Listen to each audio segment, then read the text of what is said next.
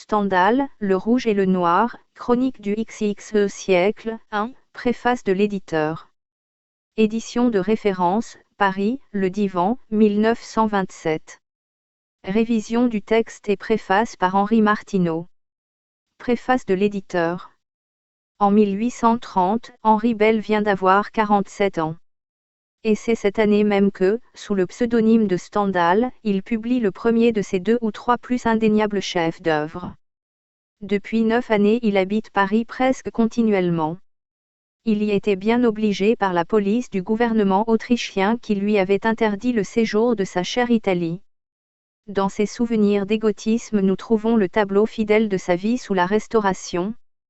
Au café il rencontre chaque jour un petit nombre d'amis fidèles, et il fréquente avec assiduité les principaux salons littéraires où il fait figure de causeur plein de verve, parfois très caustique. Lors des premières escarmouches du romantisme il a montré dans ses 2 brochures sur Racine et Shakespeare qu'il savait être un polémiste redoutable. Au surplus, celui que l'Empire avait vu adjoint au commissaire des guerres, auditeur au Conseil d'État, inspecteur du mobilier et de la couronne, n'est plus qu'un dilettante, un passionné d'opéra, de peinture, de belles lettres, de politique. Les idées lui plaisent pour elles-mêmes. Déjà il s'est fait connaître par divers ouvrages, Vie de Haydn, Mozart et Métastase, 1814, Histoire de la peinture en Italie, 1817, Rome, Naples et Florence, 1817, Vie de Rossini, 1824, qui purent rendre des services aux touristes comme à ceux qui goûtent la musique et les arts plastiques, mais qui ne sont pour les 3/4, il le reconnaît lui-même, que des extraits judicieux des meilleurs ouvrages, publiés sur les questions auxquelles il se rapporte. Stendhal ne s'aveuglait donc pas sur ces plagiats. Mais sans emploi de 1815 à 1830, il ne lui restait à peu près que sa plume pour vivre. Le retour des Bourbons le fit écrivain plus encore peut-être que ses goûts. Il n'eut jamais une grande vanité littéraire, bien qu'il appréciât justement sa valeur et qu'il sût annoncer avec une étonnante prescience sa gloire posthume. Du moins il n'attendait pas de son seul génie de grands succès d'argent, en quoi il fut sage. Au contraire il pensait assez naïvement se faire de précieuses ressources avec les divers travaux de librairie qu'il entreprenait sans se lasser, et dont il enrichissait les pages copiées de trésors puisés dans sa seule observation, sa seule raison, son seul esprit. Du jour où la Révolution de Juillet lui permit de briguer un nouvel emploi public et qu'il devint consul à Trieste, puis bientôt à Civita Vecchia, ayant son pain quotidien assuré, il n'écrira plus que pour son plaisir. Il pourra bien emprunter le thème de ses romans et ses nouvelles, du moins on ne pourra plus sans injustice lui en tenir rigueur. Certes, en 1822, son recueil de réflexions et d'anecdotes sur l'amour renfermait assez de traits originaux, de vues générales et profondes, d'observations aiguës et d'effusions poétiques d'autant plus fraîches qu'elles jaillissent comme une source imprévue, pour faire la célébrité d'un homme. Toutefois ce petit livre battit le record des insuccès de librairie et un premier roman, Armance, fut généralement considéré comme incompréhensible. L'auteur n'accordait pas grande importance à tout cela. Il se faisait la main et se plaignait plus de sa pauvreté que de son manque de succès. Moins. Le petit cercle des lettrés cependant reconnaissait sa valeur et David d'Angers venait de modeler son médaillon, l'année même qu'il fit paraître ses Promenades dans Rome, 1829. Son cousin très dévoué, Romain Colombe, qui avait été pour cet ouvrage son collaborateur occasionnel avait durant bien des mois remarqué sur son bureau un dossier qui dormait, avec, en gros caractères, un seul nom pour titre sur la couverture, Julien. C'était l'ébauche ou tout au moins le premier projet du Rouge et Noir. Dans une note liminaire qui figurait sur la première édition et qu'à l'encontre de ce qu'ont fait presque tous les éditeurs, j'ai cru devoir rétablir dans celle-ci, Stendhal affirme que cet ouvrage fut écrit en 1827 et qu'il ne contient aucune allusion politique aux événements de 1830. Simple précaution d'un esprit prudent et qui ne trompera personne. À la page suivante du reste l'auteur donne pour sous-titre à son livre, Chronique de 1830, et contrairement à son allégation de nombreuses allusions à des faits immédiatement contemporains militent en faveur de cette dernière date. Aussi bien le fait divers qui, comme nous allons le voir, servira de support à l'œuvre d'Henri Bell ne dut lui être connu avec quelques détails que par la lecture de la Gazette des tribunaux dont il était friand et qui le relatait dans ses numéros des 28, 29, entre 30 et 31 décembre 1827. Peut-être même le romancier ne lut-il ces numéros qu'avec quelques mois de retard et il n'est pas impossible, si l'on en croit une note écrite de sa main sur un exemplaire des Promenades dans Rome, que l'idée première du roman lui soit venue dans la nuit du 25 au 26 octobre 1828. Quoi qu'il en soit, ce ne dut être qu'après avoir terminé les Promenades dans Rome et probablement au début de 1830 que Stendhal rouvrit le dossier qui dormait sous le titre de Julien, et le mit au point avec la rapidité qu'il apportait d'ordinaire à la rédaction de ses livres. Par un traité en date du 8 avril 1830, il avait cédé pour 1500 francs à l'éditeur Levavasseur le droit d'en donner 2 éditions de 750 exemplaires chacune, la première, in 8 en 2 volumes, et la seconde, in 12, en 4 volumes. Mais il avait à peine fini de revoir ses épreuves qu'il était nommé consul à Trieste, et que laissant à l'éditeur le soin de relire les derniers cartons, il se mettait en route le 6 novembre pour aller prendre possession de son consulat. Il laissait derrière lui avec ce fatalisme et ce détachement qui chez lui n'étaient point faits mais qu'il montra toujours pour tous ses écrits ces 2 volumes qui devaient mettre leur auteur au rang des premiers romanciers psychologues non seulement de son temps et de son pays, mais de tous les âges et de toutes les littératures. Outre l'intérêt propre du roman, son titre pique notre curiosité. Stendhal, raconte Romain Colombe, le trouva subitement et comme sous le coup de l'inspiration. Ce n'était peut-être qu'une concession à la mode du temps qui était au nom de couleur, mais on a voulu y voir aussi une allusion au hasard de la destinée analogue à ceux du jeu et le très érudit stendhalien Pierre Martineau a retrouvé 2 ouvrages anglais antérieurs à celui de Bell et qui portent ce même titre pris dans cette acception très nette. D'autres ont émis l'hypothèse que ces couleurs soulignaient le conflit des idées de la gauche libérale avec les menées des prêtres et de la congrégation sous le règne de Charles X. Bell, de son côté, aurait donné une explication aussi plausible, le rouge signifierait que venu plus tôt Julien Sorel eût été soldat, mais, que dans l'époque où il vécut, il dut se faire prêtre, de là le noir. C'est dans une intention analogue que Stendhal, quelques années plus tard, racontant l'histoire de Lucien Lehouan, l'a voulu successivement l'amarant et le noir, puis le rouge et le blanc. Le premier titre eût symbolisé les tenues portées tour à tour par son héros, l'uniforme des lanciers puis l'habit des maîtres des requêtes, le second eût marqué l'opposition des sentiments libéraux et des sentiments légitimistes qui se heurtent dans plus d'un chapitre de son livre. Au lecteur de choisir sa version, mais si le titre demeure obscur, les sources du roman sont mieux connues et permettent de bien comprendre comment Stendhal composait et quelle était d'ordinaire sa méthode de travail. On a voulu soutenir que son dos d'invention était à peu près nul parce que l'anecdote dont il part, presque toujours, est prise par lui, sans y changer grand-chose, ou dans un vieux livre ou dans une gazette récente. Il est vrai que pour Stendhal le thème initial importait peu. Ce qu'il voulait, ce n'était que la vérité absolue dans l'ordre des idées.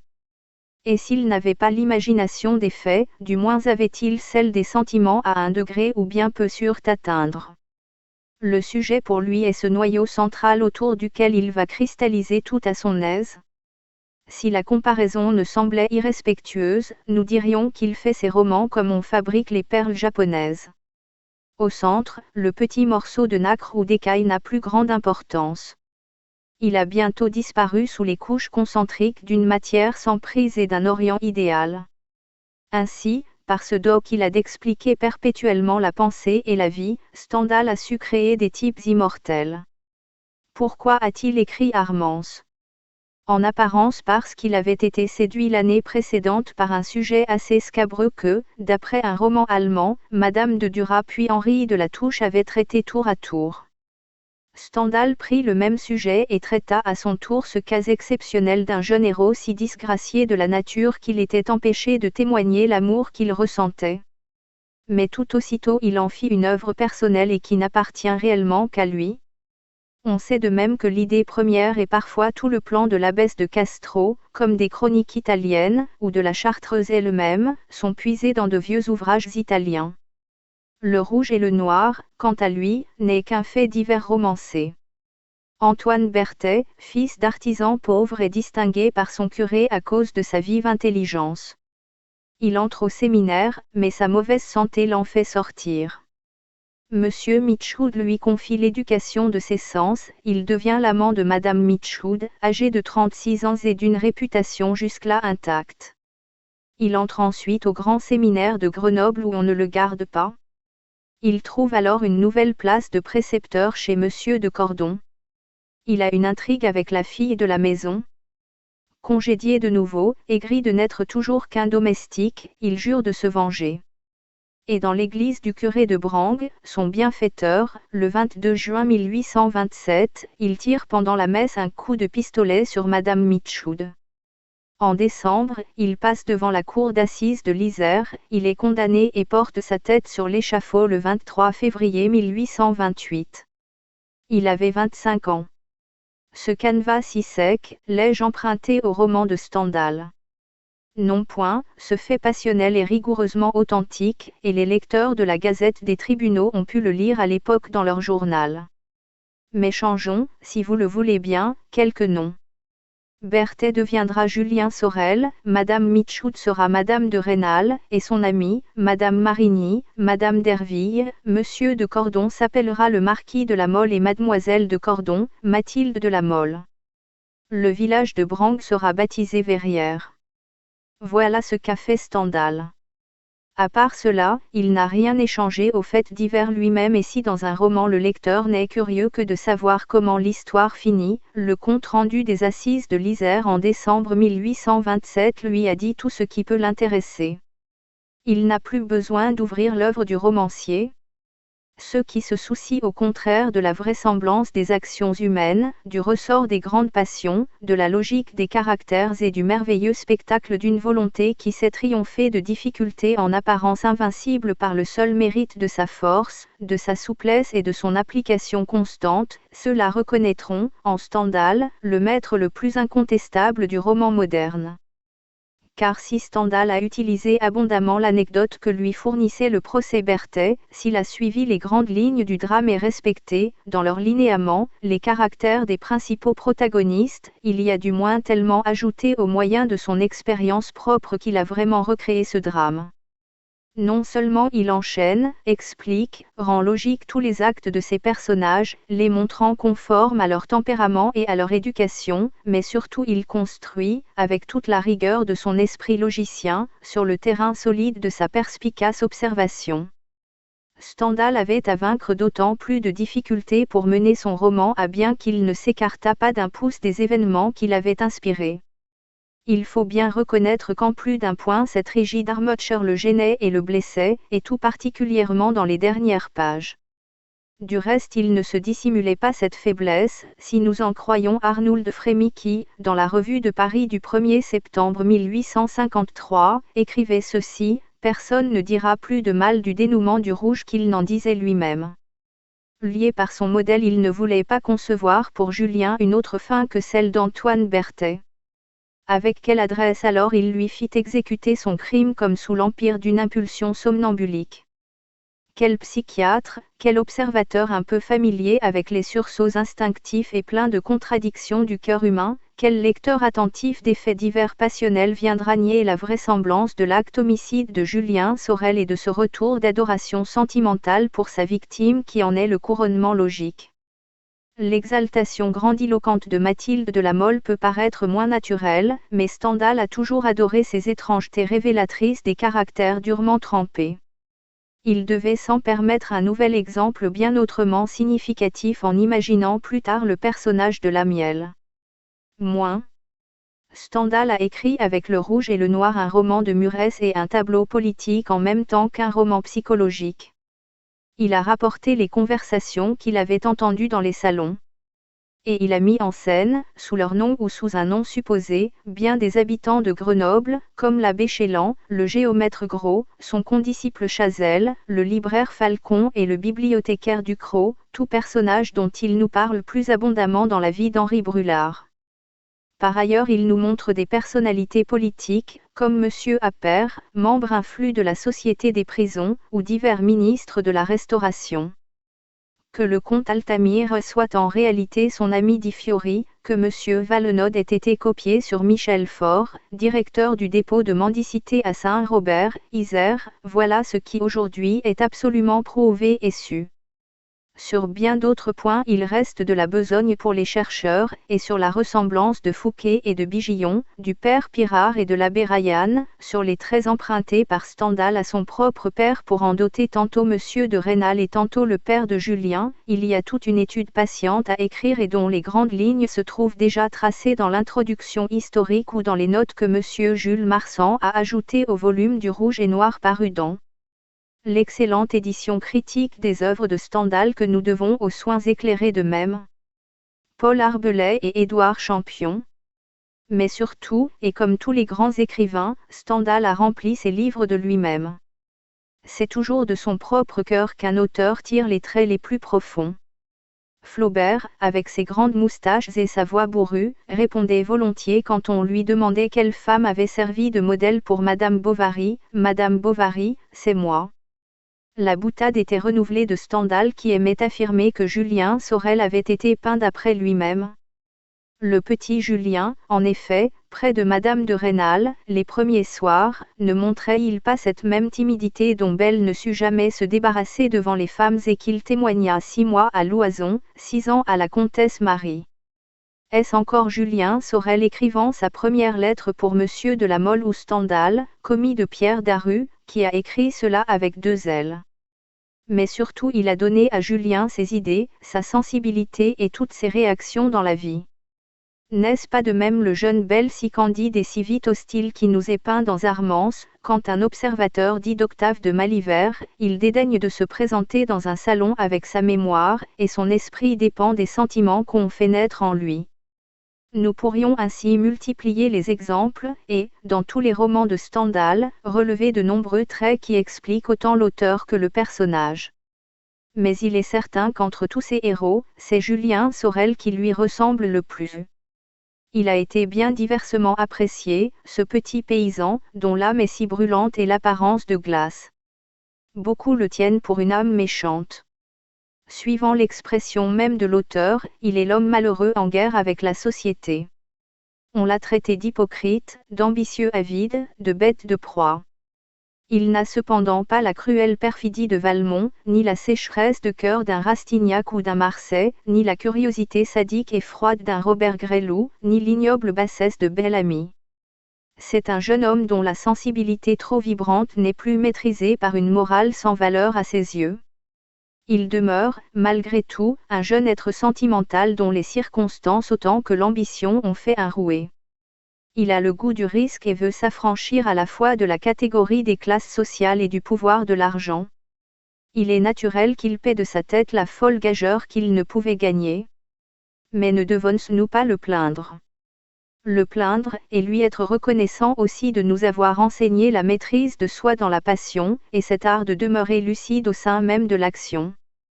Il est charmant au surplus, et a fait verser bien d'autres larmes que celles qu'il a tirées des beaux yeux des 2 femmes qui, la veille de son supplice, se disputent encore son cœur. Comme le disait ce délicieux Alain Fournier, combien de jeunes femmes sont des amoureuses inconsolées de Julien Sorel. Bien peu, quand elles sont tout à fait sincères, ne reconnaissent pas son attrait et combien les étonne et les séduisent sa dure fermeté et son dressage de Mathilde de la Mole.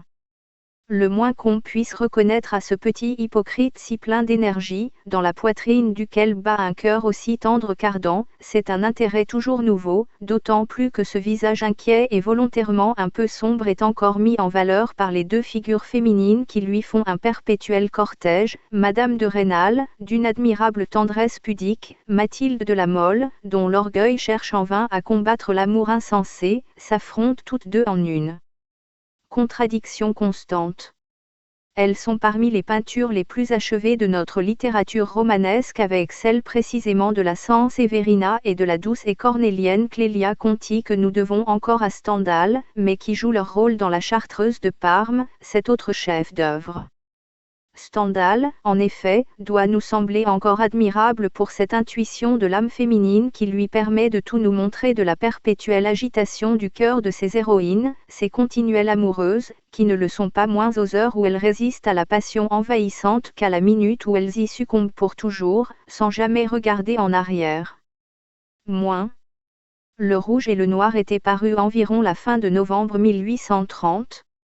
La critique distinguera bien vite ce qu'il y avait de mérite nouveau, exceptionnel même, dans ce livre si loin de toute banalité. Mais les tendances politiques exprimées, la satire des muresses et des institutions, ne laissaient pas d'inquiéter les mieux disposés. Le public ne se montra pas moins choqué de tant de cynisme. Le reproche d'immoralité courut sur toutes les bouches. Les amis de Stendhal se montraient les plus susceptibles. Vu que Julien est un coquin et que c'est mon portrait, on se brouille avec moi, écrit-il de Trieste, le 19 février 1831, à Madame Alberte de Rubempré. Les femmes surtout lui reprochaient de les avoir mises en scène. Il charge l'une d'elles, Madame Virginie Ancelot, de le défendre, grand Dieu. Est-ce que jamais j'ai monté à votre fenêtre par une échelle ? Je l'ai souvent désiré sans doute, mais enfin, je vous en conjure devant Dieu, est-ce que j'ai jamais eu cette audace ? Mais sa réputation était définitivement établie, ses protestations n'y pouvaient plus rien. Tout autant que sa conversation caustique, ce livre n'avait pas peu contribué à classer son auteur parmi les cœurs secs et les hypocrites dangereux. Il n'y a pas bien longtemps que ses commentateurs et ses admirateurs récents l'ont pu laver de ses reproches immérités. Avec ce mélange de courage et d'indifférence qu'il témoignait à l'égard de son œuvre littéraire, Stendhal se remit bientôt au travail et pensa moins désormais à ce livre de son passé qu'à tout ce qu'il projetait d'écrire encore, voulant seulement profiter de son expérience pour réussir davantage s'il se pouvait les petites drôleries à paraître. De temps à autre, lors de ses loisirs, il lui arrivait cependant de reprendre le Rouge, notamment en 1831, en 1835, en 1838 et en 1840. Il inscrivait en marge de l'exemplaire qu'il relisait les corrections qui venaient sous sa plume. Il s'approuvait parfois, very well, séminaire, écrit-il par exemple. Par ailleurs, il jugeait son style saccadé, sec, dur, et indiquait les passages où il fallait ajouter des mots pour aider l'imagination à se figurer. Ces corrections, ces additions, ces réflexions, on les trouvera dans l'édition Champion qui a utilisé l'exemplaire interfolié et corrigé de la main de l'auteur que Stendhal possédait dans sa bibliothèque de Civitavecchia et qu'il laissa par testament à son ami Donetto Bucci. Déjà l'édition de Michel Lévy, en 1854, pour les œuvres complètes, donnait en réalité au lecteur un texte nouveau qui malheureusement fut reproduit depuis lors par presque tous ceux qui ont réédité le roman fameux. Des fautes typographiques pures, des mots sautés, intervertis ou estropiés, une mauvaise ponctuation en fausse trop souvent le sens. Et ces défauts se sont multipliés à mesure que se succédèrent les titrages. Nous n'avons pas à y insister. Mais d'autres corrections ont été délibérées. On a voulu manifestement améliorer le style et supprimer les expressions fautives et les provincialismes. Ainsi, quand on voit le mot « rapidement » qui revient à chaque page sous la plume de Stendhal, remplacé une cinquantaine de fois par un adverbe différent, ne doit-on pas soupçonner les soins du méticuleux Romain Colomb ? Mais doit-on retrouver encore une nouvelle marque du même goût, un peu gourmet et choqué de certaines audaces, dans d'autres changements plus caractéristiques ? La première édition disait « des flots de fumée de tabac s'élançant de la bouche de tout » et l'édition Lévy porte « s'échappant ». De même elle imprime « toujours l'envie de devenir père gagnera les ultras », tandis que la première version était « galopera ». Ce n'est pas tout, une épigraphe quelque part fut substituée à celle que Stendhal avait publiée et des phrases nouvelles ajoutées au texte original, notamment au chapitre 6 du tome 2. Est-il prudent d'accuser Colomb seul de ces tripatouillages ?